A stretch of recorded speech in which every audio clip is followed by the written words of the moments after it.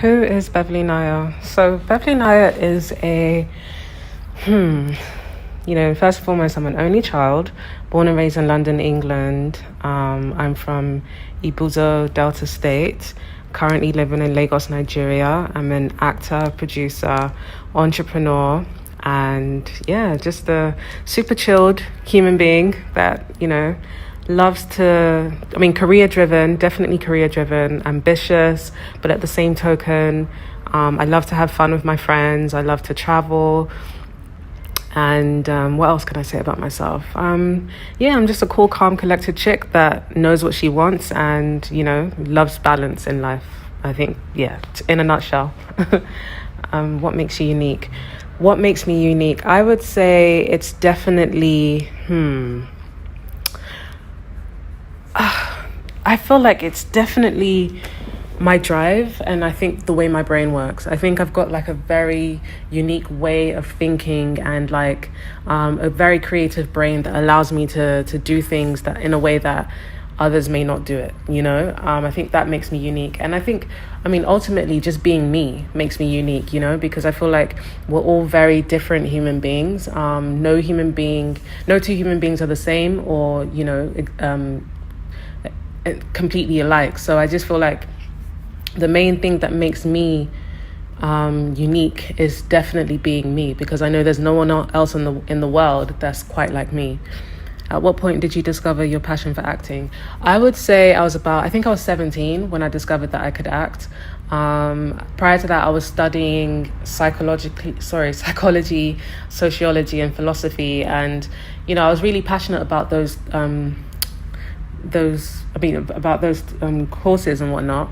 But then what I found was that it just wasn't really, and as much as I loved it, I just didn't feel at peace with them. So I just decided to change my courses altogether, and I decided to try something arts oriented. So I decided to take up drama and dance and media studies, and it was just instant for me. Like I knew at that moment in time that acting was my passion, and it was something that I wanted to pursue full time. So yeah, I started off with theatre, and then did a bit of film before moving to Nigeria to act in film full time here. Coming from the UK, what was the culture shock you experienced in Nollywood?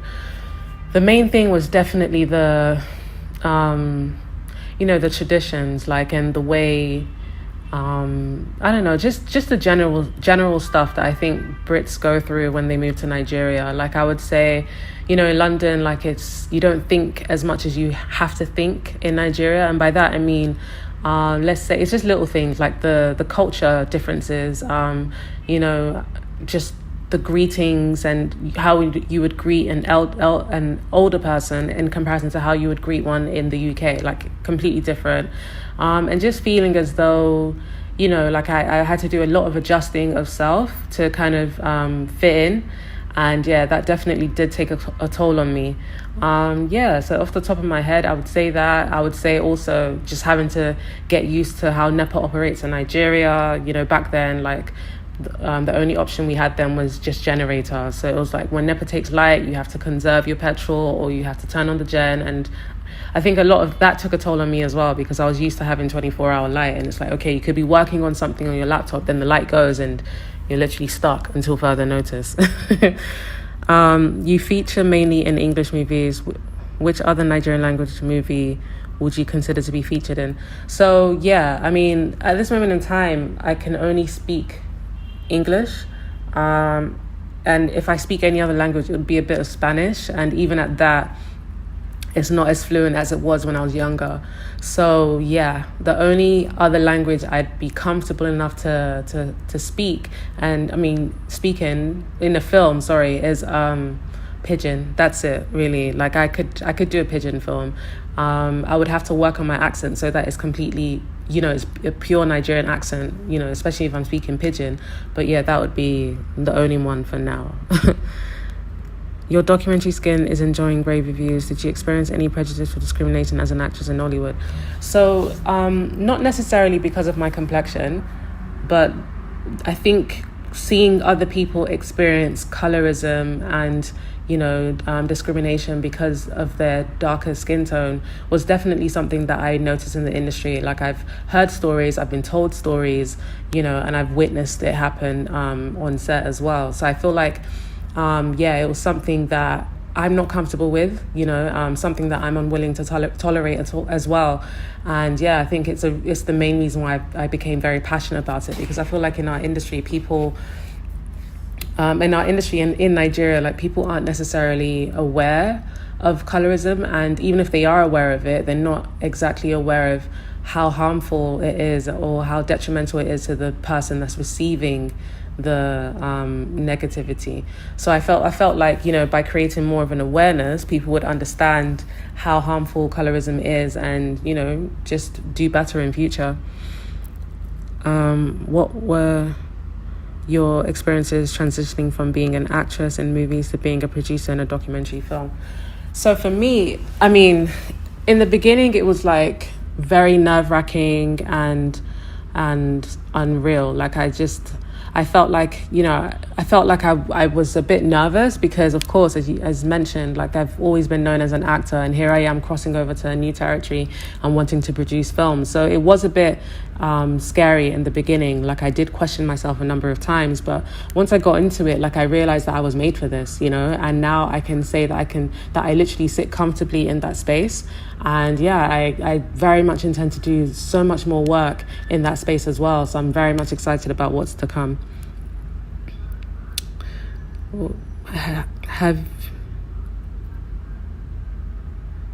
You've worn the producer cap in your documentary. Are there any other caps you would like to wear in the movie industry? Definitely. I feel like I do have a degree in filmmaking and, by extension, directing, but I haven't used it.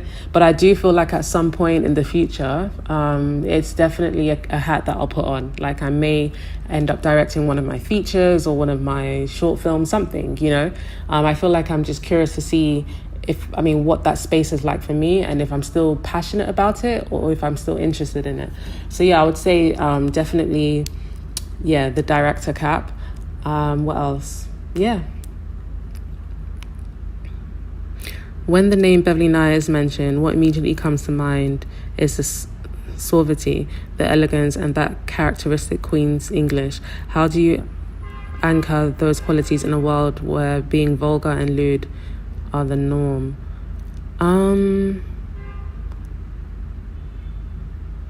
Qualities in a world where being vulgar and lewd. So I think, first and foremost, I've always been about seeking authenticity in everything that I do, whether it be in my personal life, in my professional life. Like, I'm always seeking authenticity and wanting to be myself. So I'm not trying to do anything that doesn't feel natural to me just because it's trending or just because it's what people expect. I don't want to do any of that, because I feel like it's not really the most sustainable way to live, because what you'll find is that you're not being yourself, and over time you'll get exhausted by that, and it could lead to depression. So I think for me, it's just basically being authentic and living in my truth and enjoying who I am and the person that I'm becoming. And I think that's really what people appreciate about me, and I think that's what's helped me in my career as well, because I know myself really well, and I know what I like and what I don't like, and I just pursue that aggressively.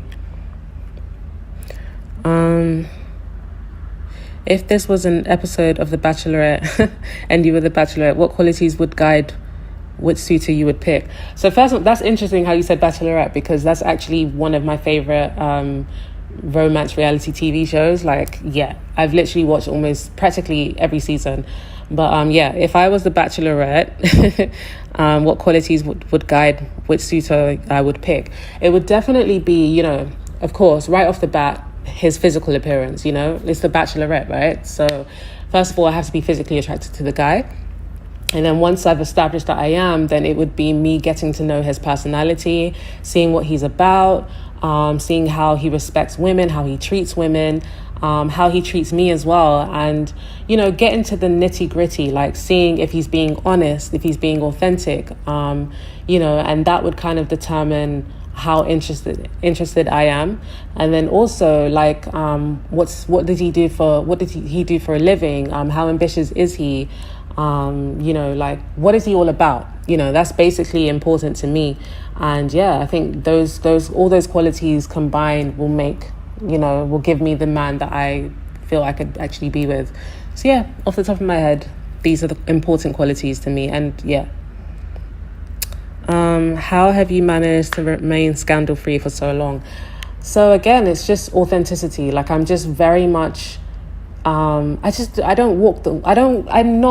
how do I word it, like I'm just a very chill person, like I'm not out there looking for drama or looking for situations that are going to keep me in the news. Like I just want to be about my business, be about my work, and just stay consistent in those areas. And if that keeps me relevant, then fantastic, So that's basically it. And also, I'm never at the wrong place at the wrong time, or right, whichever. You know what I'm trying to say. But bottom line is, I just literally, I just like to live authentically, and I just like to ensure that I'm doing what makes me happy. And most times, the things that make me happy don't require me to be scandalous. So yeah.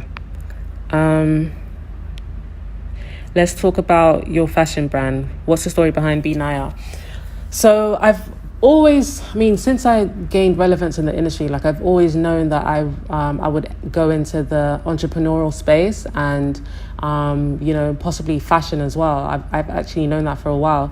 So for me, it was just knowing that there's a ton of people that are always complimenting me for my fashion sense and, the things that I wear. And I just thought to myself, like, I would love to go into that space myself and create clothing that people would want to wear, clothing that makes women feel confident and beautiful and amazing. And yeah, I think that was the main motivation for me. Like the core of everything I do is all about inspiring or, bringing people closer to their true self.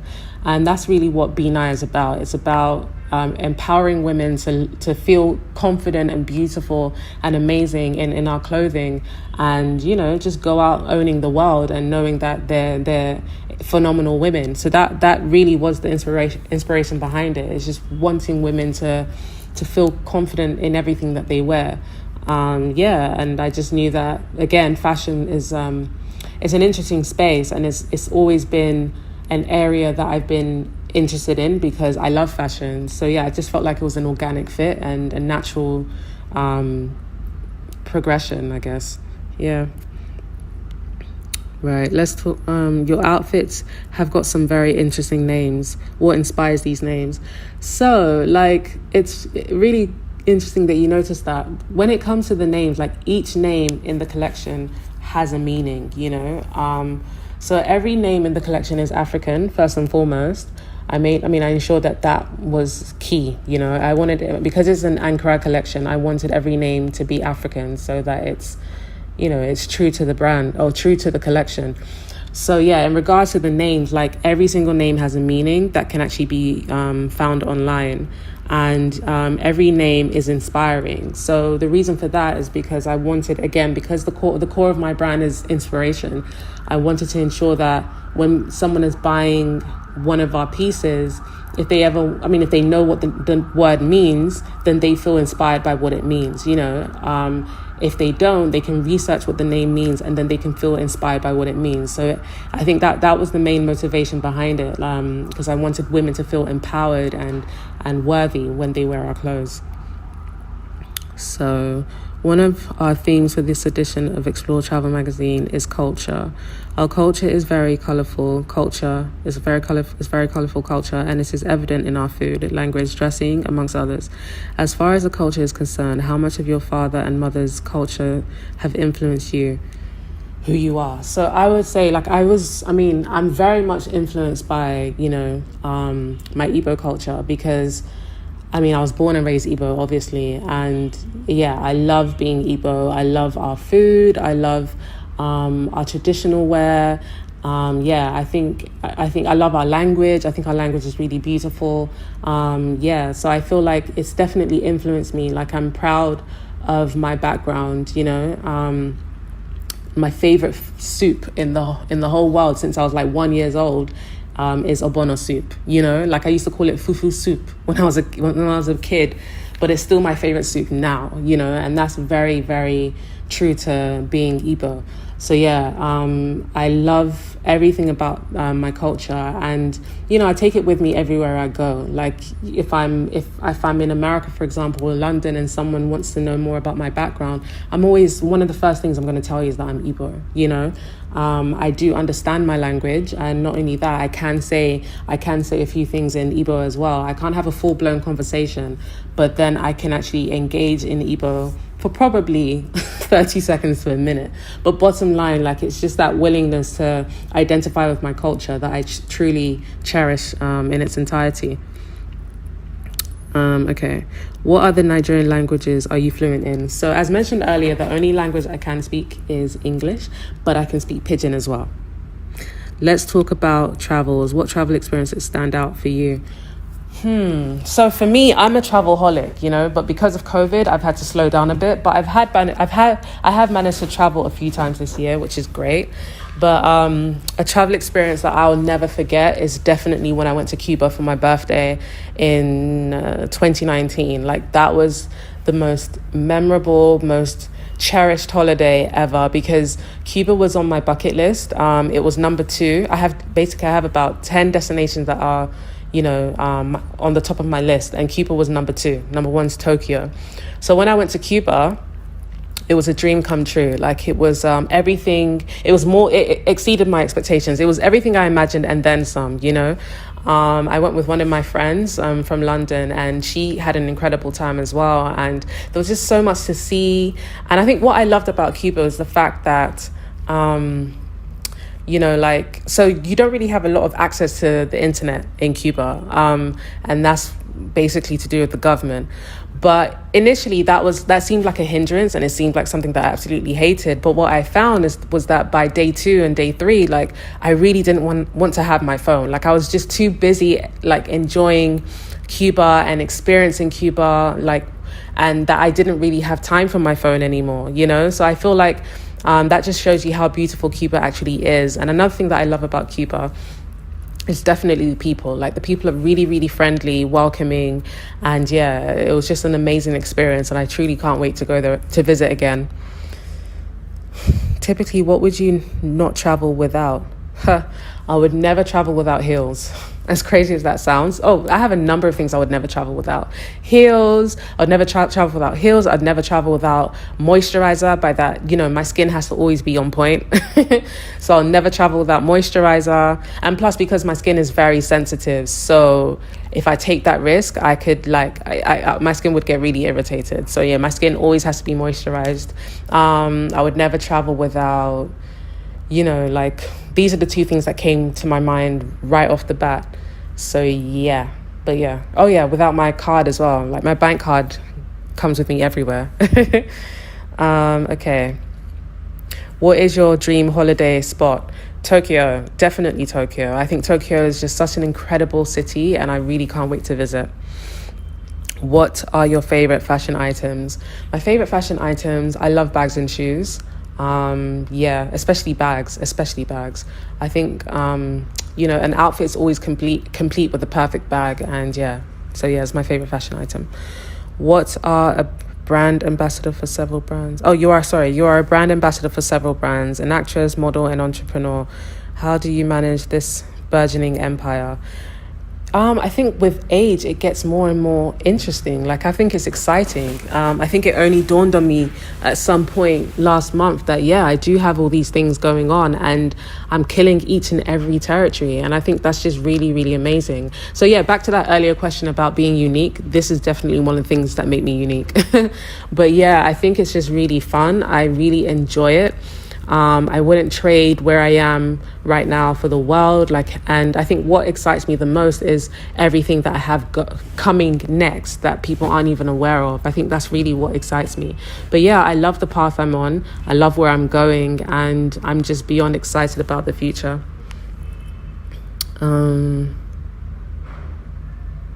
What's your biggest motivation in life? My biggest motivation in life is just being better than I was yesterday. I would say it's that, the fact that every day is a chance to be better than what you were the day before is one of my biggest motivations, and it's definitely something that keeps me going. Like sometimes I think to myself, where I am today is not going to be where I am a year from now, and that fascinates me because from my perspective it just means that I'm going to be bigger than I am today, or I'm going to be wiser, or it's going to be better basically. And I think that knowing that and that having that faith that is only going to go in one direction, and that's up, is definitely motivating, and I love that feeling. You don't cease to celebrate your mum at every opportunity you get. You both must share a very strong bond. Yes, I'm very close to my mum. I love her to bits and with all my heart. She's been just my greatest supporter, and another one of my biggest motivations as well, because of how much she's just incredible. Like she cares for me, she loves me, she adores me, and I feel the exact same way about her. She's incredible, and I just love how much she's achieved in her life, and the fact that she's just such a go-getter. And I think that's where my energy comes from. Like that's why I'm so ambitious, because my mum's very ambitious herself, and I find her really inspiring. How much of an influence is she on the woman you have become? Yeah, my mum's a great influence.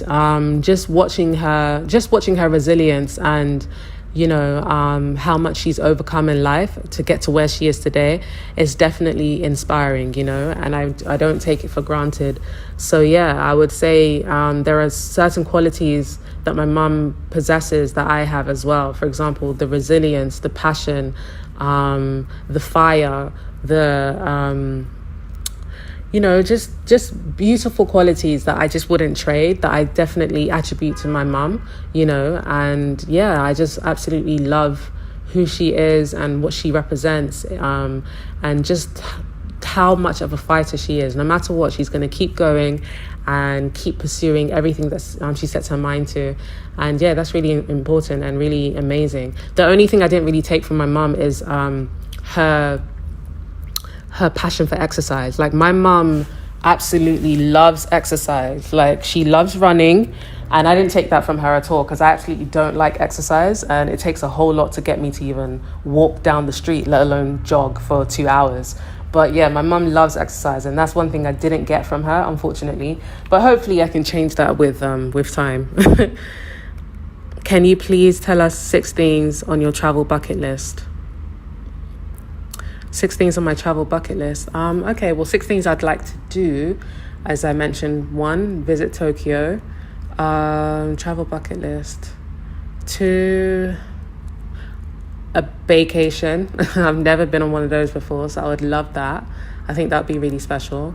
And it would have to be somewhere like really exotic and unique, like maybe Bali or something. But what else? 6 things. Oh, that's a lot. I would love to visit Jamaica. I really want to visit Jamaica and try. I love Jamaican food, so I would love to try Jamaican food, but in Jamaica. I want to see if there's a difference. So that's 3. 4.